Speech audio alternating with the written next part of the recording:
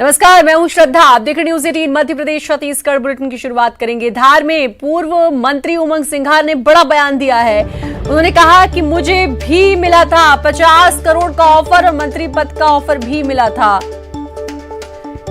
50 करोड़ का ऑफर और मंत्री पद का ऑफर मिला था। पूर्व मंत्री उमंग सिंघार ने यह बयान दिया है, लेकिन हमने पार्टी नहीं छोड़ी। उमंग सिंघार ने बड़ा बयान दिया है कि मुझे भी मिला था 50 करोड़ का ऑफर और मंत्री पद का ऑफर। 50 करोड़ मिल रहे थे, मैंने तो नहीं लिए। मुझे भी मंत्री पद मिल रहा था, मैंने तो नहीं लिया।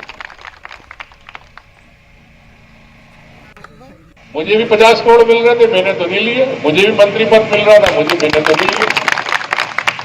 मुझे भी 50 करोड़ मिल रहे थे, मैंने तो नहीं लिए। मुझे भी मंत्री पद मिल रहा था, मैंने तो नहीं लिया। ये वो दत्ती गांव है जो आपको पूर्व मंत्री उमंग सिंघार ने बड़ा बयान दिया है और कहा कि मुझे 50 करोड़ का ऑफर दिया गया था, लेकिन मैंने पार्टी नहीं छोड़ी। और साथ ही मंत्री पद का ऑफर भी था और कहा कि मैंने पार्टी नहीं छोड़ी। कांग्रेस हमेशा से खरीद फरोख्त का आरोप बीजेपी पर लगाती आई है और कई लोगों ने बोला कि हमको ऑफर मिला था। अब उस कड़ी में उमंग सिंघार भी शामिल हैं। उमंग सिंघार ने कहा कि मुझे भी 50 करोड़ का ऑफर मिला था, मैंने पार्टी नहीं छोड़ी, हमने पार्टी नहीं छोड़ी। मंत्री पद का ऑफर भी मिला था। पूर्व मंत्री उमंग सिंघार ने ये बड़ा बयान दिया है। ये वो दत्ती गांव है जो आपको भावुक भाषण देता है। बंदावर मेरा परिवार है, यहाँ के लोग मेरे, चिराग खान के लोग मेरे। मुझे भी 50 करोड़ मिल रहे थे, मैंने तो नहीं लिए। मुझे भी मंत्री पद मिल रहा था, मैंने तो नहीं लिया। मुझे भी 50 करोड़ मिल रहे थे, मैंने तो नहीं लिए। मुझे भी मंत्री पद मिल रहा था, मैंने तो नहीं लिया। तो ये बड़ी खबर आपको बता दें, उमंग सिंघार ने बयान दिया है और कहा कि मुझे भी 50 करोड़ मिल रहे थे, मैंने नहीं लिया ऑफर। मंत्री पद का ऑफर भी मिला था, हमने पार्टी नहीं छोड़ी। एक बार फिर से चलिए आपको सुनाते हैं क्या कुछ कहा है पूर्व मंत्री उमंग सिंघार ने। मुझे भी 50 करोड़ मिल रहे थे, मैंने तो नहीं। मुझे भी 50 करोड़ मिल रहे थे, मैंने तो नहीं लिए। मुझे भी मंत्री पद मिल रहा था, मैंने तो नहीं लिया। मुझे भी 50 करोड़ मिल रहे थे, मैंने तो नहीं लिए। मुझे भी मंत्री पद मिल रहा था, मैंने तो नहीं लिया। तो पूर्व मंत्री उमंग सिंघार ने ये बड़ा बयान दिया है। उनका कहना था कि उनके पास भी ऑफर था, 50 करोड़ का ऑफर उनको दिया गया था पार्टी छोड़ने का, और साथ ही मंत्री पद का भी ऑफर उनको मिला था कि मंत्री बनाया जाएगा। लेकिन उन्होंने कहा कि मैंने उस ऑफर को समझा और मैंने पार्टी नहीं छोड़ी। ये बड़ा बयान दिया है। पूर्व मंत्री हैं उमंग सिंघार और ये बड़ा बयान उमंग सिंघार ने दिया है। उनका कहना है कि मैंने नहीं लिए 50 करोड़, मुझे भी ऑफर मिला था।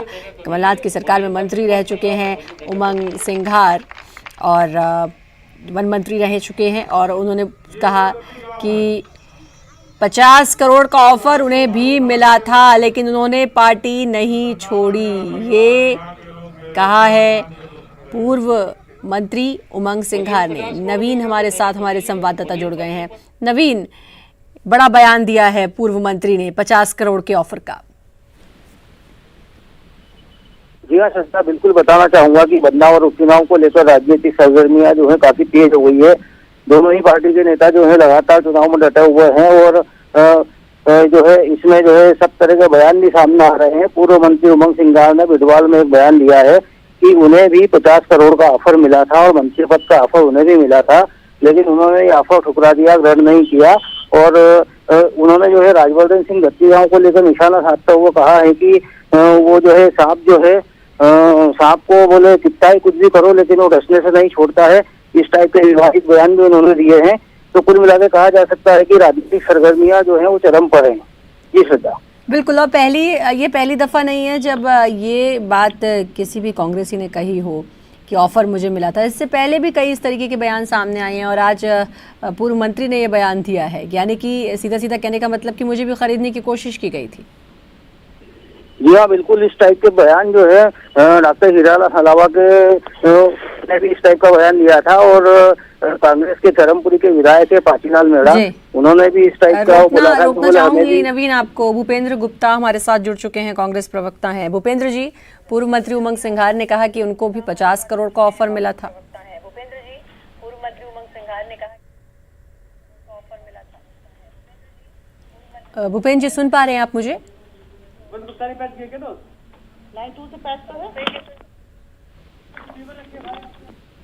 भूपेंद्र जी,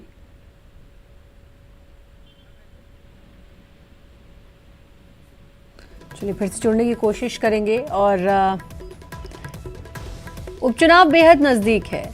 3 तारीख को उपचुनाव, मात्र 3 दिन रह चुके हैं प्रचार के, और उसके बीच पूर्व मंत्री का यह बयान कि मुझे भी ऑफर मिला था, मैंने पार्टी नहीं छोड़ी, 50,000 का ऑफर था और मंत्री पद का ऑफर था, ये बयान दिया है पूर्व मंत्री उमंग सिंघार ने। भूपेंद्र गुप्ता हमारे साथ जुड़ चुके हैं, कांग्रेस प्रवक्ता हैं। भूपेंद्र जी, पूर्व मंत्री उमंग सिंघार ने कहा कि उनको भी ऑफर मिला था लेकिन उन्होंने पार्टी नहीं छोड़ी।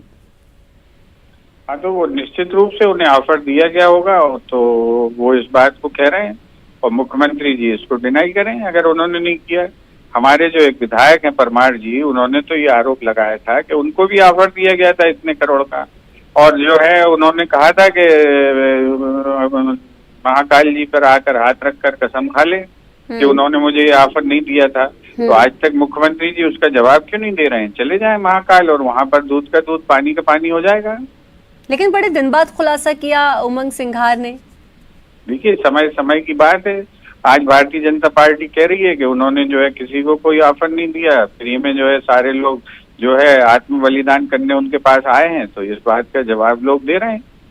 और कांग्रेस पार्टी इस तरह की राजनीति में विश्वास नहीं करती। कांग्रेस हमेशा से ही बीजेपी पर ये आरोप लगाती आई है कि बीजेपी खरीद फरोख्त की राजनीति करती है। भाई, आज से जो है साल भर पहले आरोप लगाया था हमारे विधायक उज्जैन से जो परमार जी हैं, और उन्होंने कहा था कि कसम खा लें, वो भी महाकाल को मानते, मैं भी महाकाल को मानता हूँ, आ जाए महाकाल में, वो कह दें कि नहीं कहा था तो राजनीति छोड़ दूंगा, त्याग पत्र भी दे दूंगा। तो क्यों नहीं गए मुख्यमंत्री जी वहाँ पे? ये भी जानने वाली बात होगी कि ऑफर किसने दिया था, किसने ऑफर दिया था, ये भी अब उमंग सिंघार जी से पूछना होगा। आशीष जी जुड़ चुके हैं हमारे साथ, आशीष जी जुड़ चुके हैं, उनका रिएक्शन भी ले लेते हैं। बीजेपी प्रवक्ता हैं आशीष जी। उमंग सिंघार ने खुले मंच से कहा है उनको ऑफर मिला था 50 करोड़ का, मंत्री पद का भी ऑफर था, लेकिन वो उनका अपनी पार्टी के प्रति उनका कर्तव्य और उनका जो प्रेम है, उन्होंने अपनी पार्टी नहीं छोड़ी।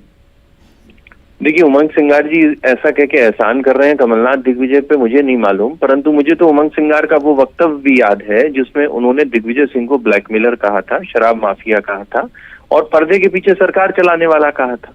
बाद बाकी अब कांग्रेसी अगर अपनी रेट बता रहे हैं तो वो तय करें। शायद उमंग सिंघार बता रहे हैं कि 50 करोड़ मिलेंगे तो शायद वो जा सकते हैं, परंतु भारतीय जनता पार्टी खरीद फरोख्त में विश्वास नहीं करती है। ये कांग्रेसियों के आरोप है, न खाता न बही, जो कांग्रेसी कहें वो सही। सचिन पायलट जिनसे ही अभी यहाँ पे मध्य प्रदेश में चुनाव प्रचार करा रहे हैं, उनपे भी आरोप लगाते थे कांग्रेसी की मुझे तो इनको तो 35 करोड़ में खरीद लिया। अब 35 करोड़ में खरीदने के बाद भी वो इनके लिए प्रचार कर रहे हैं। तो कांग्रेसियों के तथ्य और तर्क सब खत्म हो चुके हैं। कुल मिलाके अपनी झूठ की तलवार से विकास की नदी को और धारा को काटने का जो प्रयास किया जा रहा है वो असफल प्रयास है। उससे सिर्फ समय कटेगा और चुनाव नजदीक आ जाएगा, बाद बाकी सब लोग अपनी तैयारी मेरा सवाल आपसे बस ये है कि इतने दिन से ये बात नहीं कही, अब जब उपचुनाव बहुत नजदीक है, 3 दिन प्रचार के रह गए हैं, तब इस बात का खुलासा किया। मैंने आपसे निवेदन किया कि जो है परमार जी ने तो साल भर पहले उद्घाटन किया था, आप कह रही हैं कि पहले नहीं किया, तो साल भर पहले, और उनने कहा था कि आ जाओ उसे महाकाल पे हाथ रख के बोल दो कि आपने नहीं दिया मुझे ऑफर। तो शर्म क्यों आ रही थी भारतीय जनता पार्टी को? मुख्यमंत्री जी को चले जाते वहां पे महाकाल पे और कसम खा के कह देते, और वो तो राजनीति छोड़ने तैयार था, त्याग पत्र देने तैयार था। तो क्यों नहीं गए वहां पर? झूठ कौन बोल रहा है, सच बोल रहा है, ये तो सब है।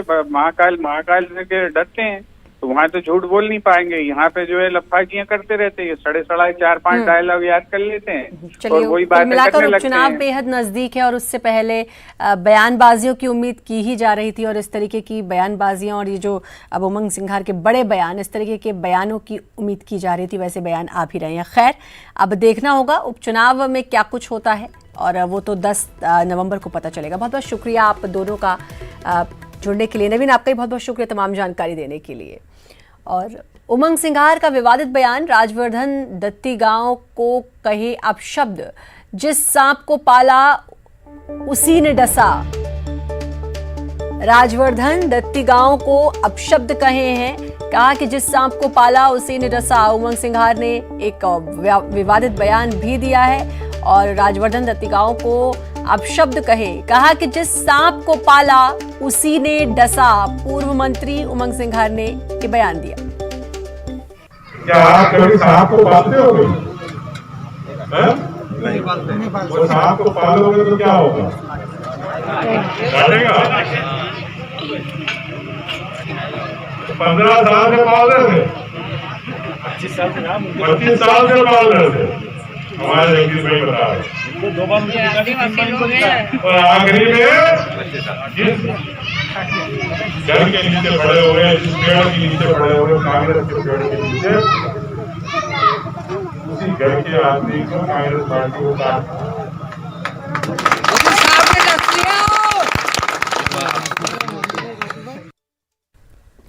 और कमलनाथ पर सीएम का वार। बेदाग वाले बयान पर साधा निशाना। कहा बेनकाब चेहरे हैं, दाग बड़े गहरे हैं, वॉशिंग पाउडर से भी नहीं धुल सकते ऐसे दाग। खुद को बेदाग नहीं कहे कमलनाथ। कमलनाथ ने खुद को बेदाग बताया था और उस पर अब मुख्यमंत्री ने निशाना साधा है और उस पर कहा कि बेनकाब चेहरे हैं, दाग बड़े गहरे हैं, वॉशिंग पाउडर से भी नहीं धुल सकते ऐसे दाग। खुद को बेदाग नहीं कहे कमलनाथ। ये अब पलटवार किया है मुख्यमंत्री शिवराज सिंह चौहान ने। श्री कमलनाथ जी कहते हैं कि वो बिल्कुल बेदाग है, दाग बड़े गहरे हैं, बेनकाब चेहरे हैं।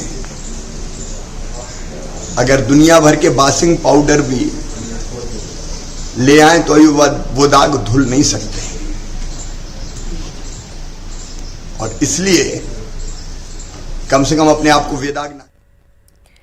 इंदौर में बीजेपी के राष्ट्रीय महासचिव कैलाश विजयवर्गीय ने प्रेस कॉन्फ्रेंस की। इस दौरान कैलाश ने कांग्रेस पर जमकर निशाना साधा। उन्होंने कहा कि चीन को लेकर दिए अपने बयान पर राहुल सेना का मनोबल गिरा है। साथ ही कैलाश विजयवर्गीय ने राम मंदिर के मुद्दे को लेकर कमलनाथ और दिग्विजय सिंह पर निशाना साधा। उन्होंने कहा कि अभी से ही मैं कमलनाथ दिग्विजय को पीले चावल देता हूं। वो दोनों अयोध्या में राम मंदिर के उद्घाटन में जाएं और वहां भगवान राम के दर्शन कर अपने पाप धोएं। साथ ही उन्होंने कहा कि कांग्रेस और कमलनाथ के अहंकार की वजह से ही प्रदेश में उपचुनाव हो रहा है।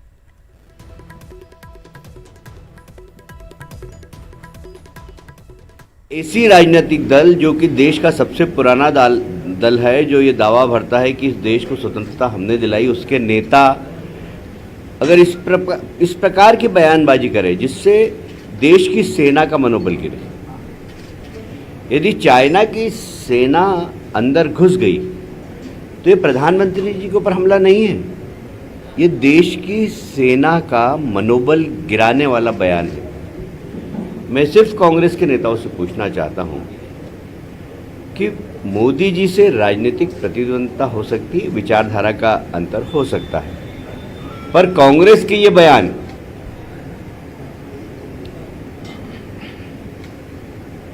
क्या देश के हित में है? क्या देश की सेना का मनोबल नहीं गिरा रहे हैं? नारे लगाते थे कि रामलला हम आएंगे, मंदिर वहीं बनाएंगे, तो दिग्विजय सिंह जी कहते थे तारीख नहीं बताएंगे। अब तो भूमि पूजन भी हो गया और 3 साल बाद राम मंदिर की प्राण प्रतिष्ठा भी हो जाएगी।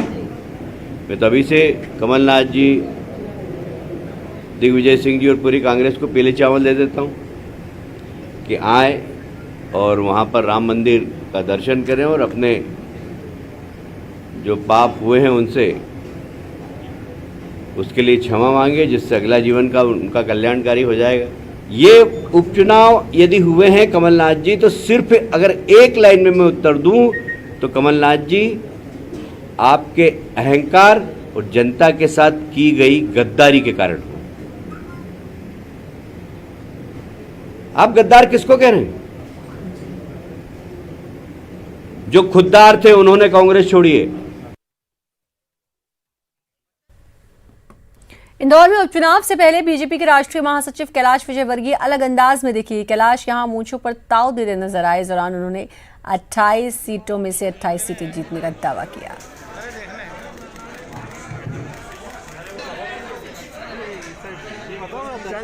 आजाद चंद्रशेखर ये वाला हाथ भेज देना है। अरे देखना है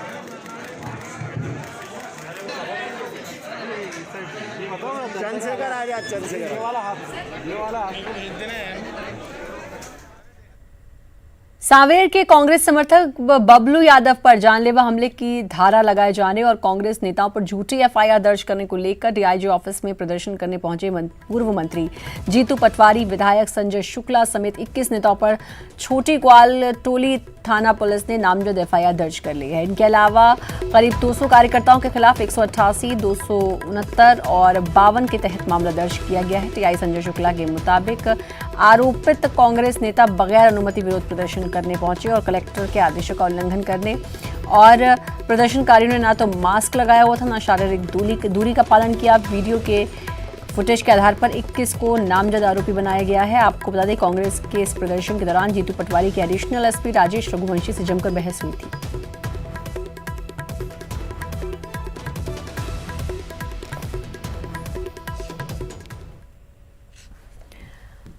उपचुनाव में वोटिंग के ठीक पहले वाल्मीकि जयंती के बहाने दलित वोट बैंक को रिझाने के लिए बीजेपी और कांग्रेस ने अपने स्पेशल प्लान्स तैयार किए हैं। बीजेपी अनुसूचित जाति मोर्चा 28 विधानसभा क्षेत्रों में प्रतिभा सम्मान समारोह के साथ ही वरिष्ठ समाज सेवियों का सम्मान समारोह आयोजित करेगा, तो वहीं कांग्रेस के सभी बड़े नेता उपचुनाव वाले क्षेत्रों में वाल्मीकि जयंती समारोह में शामिल होंगे। महर्षि वाल्मीकि की जयंती 31 अक्टूबर को है और उसके 2 दिन बाद 3 नवंबर को मतदान है। बीजेपी की माने तो वाल्मीकि के जीवन चरित्र के साथ ही बाबा साहब अंबेडकर के पंचतीर्थ की जानकारी भी आमजन को दी जाएगी। तो वहीं कांग्रेस का कहना है कि बीजेपी वाल्मीकि जयंती पर अपने आपको प्रायोजित कर रही है, ये उसका ढकोसला है। वहीं बसपा का कहना है कि वो भारतीय जनता पार्टी और कांग्रेस जैसे दलित हितैषी होने का दिखावा नहीं करते।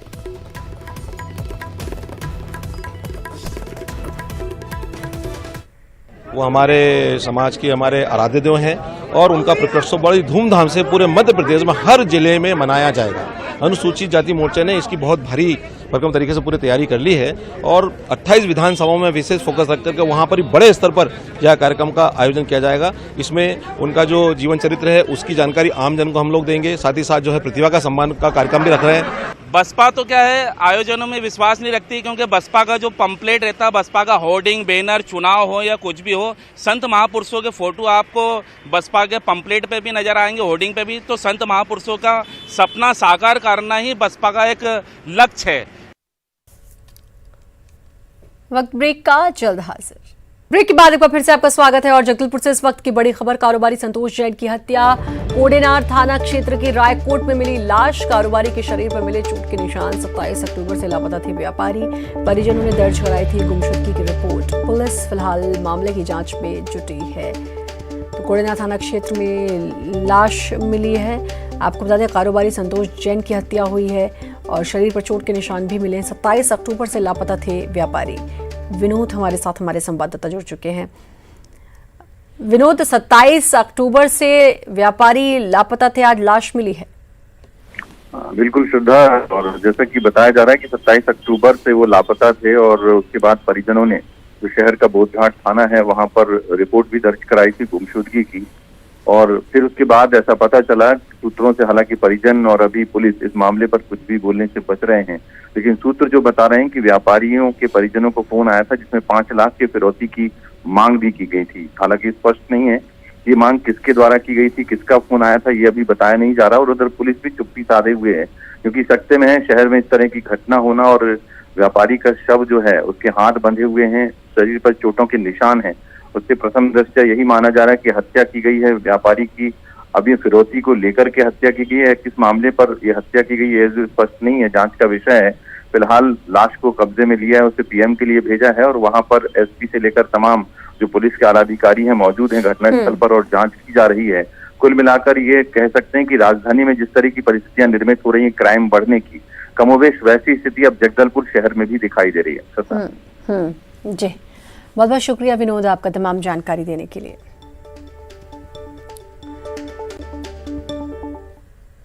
सतना में अमरपाटन थाना क्षेत्र के जरमोहरा गांव के पास तेज रफ्तार स्कॉर्पियो ने 3 मोटरसाइकिल में टक्कर मार दी। टक्कर लगने से मोटरसाइकिल सवार 3 लोगों की मौत हो गई, वहीं एक व्यक्ति की हालत गंभीर बनी हुई है।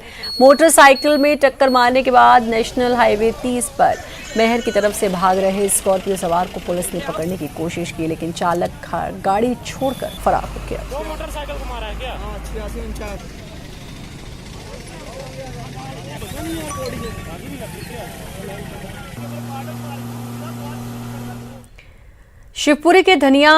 शिवपुरी के खनिया धाना के मोहारी खुर्द में एक युवती ने कैरोसिन डालकर आत्मदाह कर ली।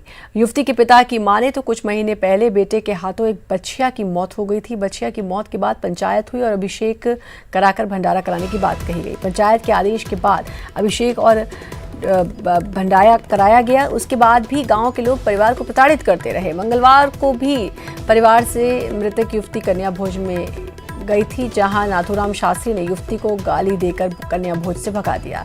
घर आने के बाद वाक्य से नाराज होकर युवती ने आत्मदाह किया और खनिया धाना के मोहारी खुर्द में युवती ने अपने ऊपर कैरोसिन डालकर आग लगा ली। मौत मंगलवार को मृतका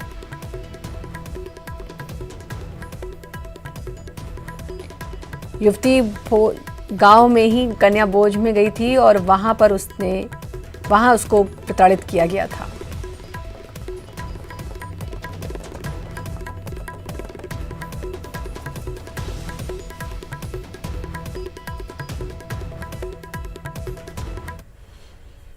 और इसी के साथ फिलहाल इस बुलेटिन में इतना ही। बाकी खबरों के लिए लगातार बने रहिए न्यूज़ 18 मध्य प्रदेश।